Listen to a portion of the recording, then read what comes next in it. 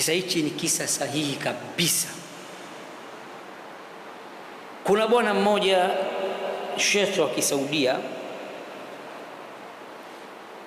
anaishi Saudi Arabia. Nipata kumsikia mwenyewe akisimulia. Anaishi Riyadh, mji mkuu.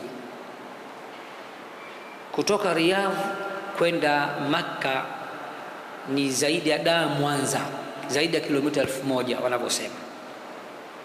Sasa mimi sija kufika Riyadh, mimi nimefika tu Makka, Madina, Jeddah. Huyu bwana siku 3 mfululizo anaota ndoto, anaambiwa nenda Makka, kijiji fulani, kamsaidie fulani bin fulani. Siku ya kwanza, ya pili, ya tatu, ni shekhe akaenda kushauriana na shekhe mwenzake. Shekhe amwambia tuwashe gari kutoka Riyadh mpaka Makka. Maana ndoto imemweleza kabisa, nenda Wireless, mtaa wa Boko, nyumba namba fulani, unapotea. Alafu kesho yake asubuhi anaamka anakumbuka jina la muhusika, sehemu anayokaa katika mji wa Makka, mtaa gani, nyumba namba ngapi. Wenzake kwamba twende tukajiridhishe hii ndoto, au mbona ndoto ya ajabu hii, mpaka nyumba, mpaka jina, mpaka mtaa. Bwana kaondoka zake. Kufika katika mji wa Makka akauliza eneo. Yaani mtu kwa mfano afike Dar, atoke zake Mwanza, jamani nauliza Temeke, ataletwa letu. Akiletwa Temeke nauliza Wireless, ataletwa letu. Akauliza mtaa wa Boko, ataletwa letu. Akifika Boko anauliza nyumba sio namba ngapi, ataletwa letu. Shekhe kaenda mpaka kufika katika ule mtaa.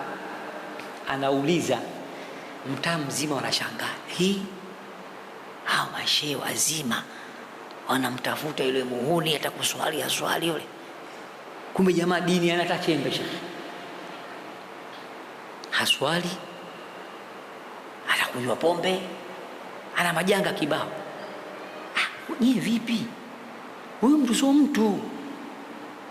Muislamu gani anakaa katika mji wa Makka, kijiji fulani, anashindwa hajawahi kufika, haswali. Mashehe nyewe vipi? Tupelekeni kwake, hivyo tunamhitaji. Gonga mlango, shekhe anafungua yule mtu. Samahani bana, hii ndio nyumba ya fulani bin fulani. Ndio. Fulani bin fulani tumemkuta. Ndio mimi. Sisi wageni wako tumetoka Riyadh, tunakuomba utukaribishe ndani. Anakaribisha ndani, ndugu yetu, mimi naitwa fulani na wewe unaitwa fulani na unaitwa fulani. Tumekata kilomita zaidi ya 1000 na kitu, tumetumwa na Allah kwako. Allah anatuambia nendeni mkamsaidie fulani. Na katika ndoto pamoja na kukusaidia tukushike mkono twende tukafanye umra. Yule bwana akalia, sasa ndugu zangu, mimi na miaka zaidi ya 30 sijaswali, sijafunga. Wakaambia twende. Wani mashekhe wao wanataka kujua kwa nini Allah akafanya hivi, una mapungufu gani ndani. Wakakuta nyumba ya kawaida na hali fulani ya ufukara, wakamsaidia shekhe. Walikuja na mapesa yao shekhe, wakampa mabunda shekhe, si mchezo hii, mkabidhi mke wako na nini, aga twende tukafanya umra. Jamaa akasema alhamdulillah, napata pesa zote hizi, naenda kutubia, narudi mambo super, natengeneza nyumba, kila kitu kimeenda vizuri. Shekhe wakafika pale umra, wakatufu, wakafanya kila kitu. Anaswali rakaa 2, analia sana kwenye sijida. Kalia sana kwenye sijida. Wamekaa pembezoni mwake wanasikiliza. Huyu mpaka sasa hatujajua ana kitu gani huyu. Kwa nini tumeambiwa tumlete huku? Shekhe kile kilio kwenye sijida ndio inna lillahi. Kafa kwenye sijida. Wale mabwana kalizana, ujamaa tunaambiwa swali, katuambia hajawahi kuswali, hajawahi kusujudu, hajafunga miaka 30. Huyu atakuwa na siri kubwa na Mungu, huku kamkosea sana, kuna sehemu kamgusa sana Allah, kuna sehemu kafanya jambo huyu. Shekhe wakamkosha, wakamswalia katika pale msikiti wa Makka mbele al-Kaaba, wakamzika. Mwisho mzuri kapata maskini. Shekhe nyumbani kwa mkewe, bana pole sana, mumeo amekufa kwenye al-Kaaba. Wakamueleza kadha kadha, alilia sana.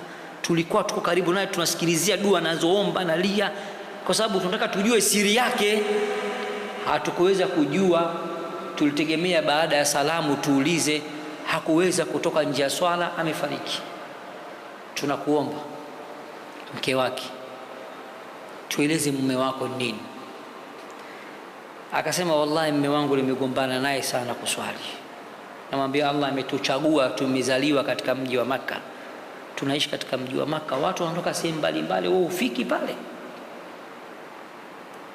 Nimesema sana na nashukuru leo ndio kwa mara ya kwanza baada ya miaka 30 anaswali, kaswali swala hii na hii na hii ya faradhi katika msikiti wa Makka, kafanya umra, kafa ndani ya swala baada ya kutubia na kulia katika sijda.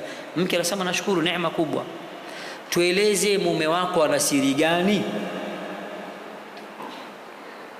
Akasema jirani ana miaka zaidi ya 30 mumewe amefariki, kawaachia mjane na watoto.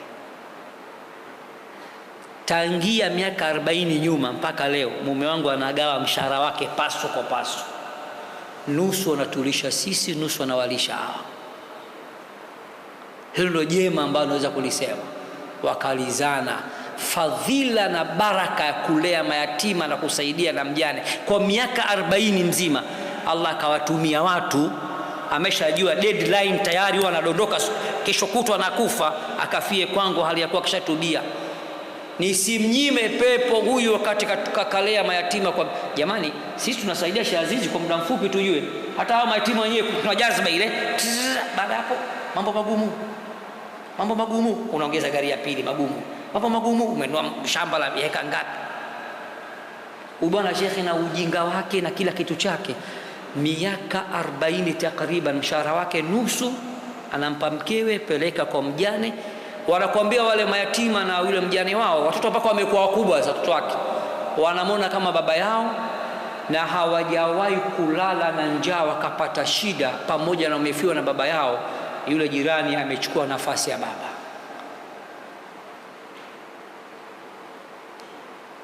Kwa hiyo tusaidiane. Tukisaidiana utakuwa umewekeza, umejisaidia mwenyewe mbele ya Allah subhanahu wa ta'ala. Somo la leo tulikuwa tunazungumzia masomo mawili, namna ya kujuzu kwamba haijuzu kuomba msaada kwa asiyekuwa Allah, kwa misaada ambayo mwanadamu hawezi kumiliki. Lakini somo lilofuata la 22 inafaa kumomba mwanadamu msaada juu ya kile ambacho kiko ndani ya uwezo wake. Kutokana na time, mimi nafikiri leo tuache maswali, au mnasemaje? سبحانك اللهم وبحمدك نشهد ان لا اله الا انت نستغفرك ونتوب اليك والحمد لله رب العالمين.